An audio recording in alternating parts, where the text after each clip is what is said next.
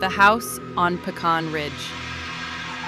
We moved into my grandparents' house in 2016. They'd decided to downsize, and I was 9. The house had been built in the early 90s, nestled on 5 acres on the outskirts of a sleepy southern town. Surrounding it were thick woods and open fields that stretched for miles. And beyond that, a slow, muddy river wound lazily past our back fence.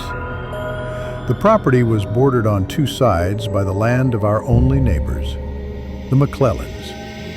Their place was a mess, an odd collection of mismatched additions that looked like someone had just stapled rooms together without thinking much about it. The whole house sagged at one corner, like it was sinking into the earth.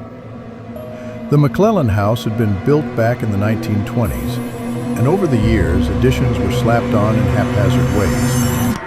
The siding was faded and soft-looking, always seeming damp, even on dry days. The yard looked like a jungle, wild bushes, tangled vines, broken fountains choked with weeds, and old, decapitated gnomes, standing guard over piles of forgotten trash. Grocery bags flapped in the trees, caught in the branches like ghosts of forgotten errands. And in the middle of it all sat a rusted-out lawnmower, abandoned mid-job.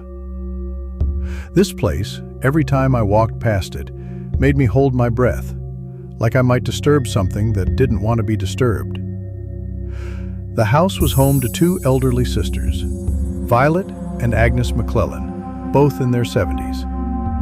Violet was quiet, always sitting on the porch in her old creaky rocking chair, staring at the trees. Agnes, on the other hand, was more active but moved stiffly, as though her body was betraying her. They lived there with their 3 grandkids, Liam, who was my age, and the younger twins, Kelsey and Allison. The twins were different, quiet and reserved, always dirty, with clothes that seemed worn to shreds. They had speech impediments, their words coming out garbled, as if they were still learning to speak, even though they were already 7. It was clear that nobody was taking care of them. Liam, though. Liam was the weird one. We were in the same grade, but I didn't like him. He wasn't fun to be around. He was obsessed with anime, speaking in broken Japanese lines that I didn't understand. He'd get frustrated if I didn't laugh. One day, he chased me around with a pair of garden shoes, laughing like it was a game.